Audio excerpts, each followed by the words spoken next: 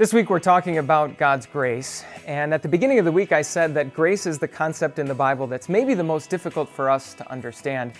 In fact, grace is the idea in the Bible that by nature we as human beings find most offensive. And today we're going to see why that is. Where we left off in this story that Jesus told, everyone was busy celebrating because the father's younger son had finally come back home. Well, not everyone was celebrating. While the party was going on, the older son was out in the field, and when he heard what was happening inside the house, he became angry and upset.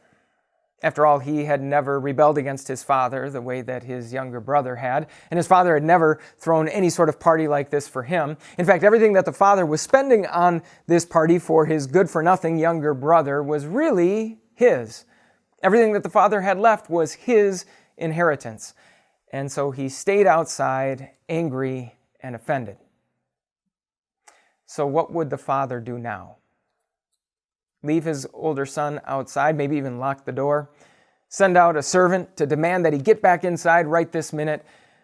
No, instead the father leaves the party. The father goes outside. The father pleads with his older son to see that just as his younger son's behavior had nothing to do with his place in the family, so also the older brother's place in the family had nothing to do with his behavior either. He wanted this older brother to see that he was choosing anger and resentment and was missing out on all of the joy and all of the fun that was happening inside the house. The father said to his older son, "We had to celebrate and be glad because this brother of yours was dead and is alive again. He was lost and is found." This is our next look into the face of grace. We see that God has grace even for people who are upset by His grace. So I'll ask it one more time. Can you see yourself in this part of the story? No matter how far you've wandered from God in your life, it's probably possible for you to find someone who's wandered much farther and for much longer. In fact, you might look at your life and think that overall, you've pretty much stayed pretty close to God.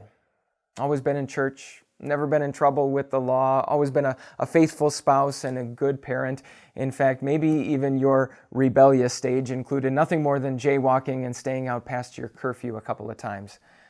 And if that's the case, then you might be tempted to look at people who have wandered much farther from God than you, and you might be tempted to assume that your place in the family is directly a result of your good behavior. You might be tempted to look at the fact that they are welcomed back into the family with open arms and resent the fact that they get a place in the family that's equal to yours. If so, rest assured that God has enough grace for you too. In fact, the people that Jesus told this story to were people just like that, people who were offended and upset by God's grace for others. And in telling this story, Jesus was really doing for them the very same thing that the father in the story did for his older son. He was going out to them. He was reaching out to them. He was pleading with them to see that their place in the family was not in any way dependent on their behavior.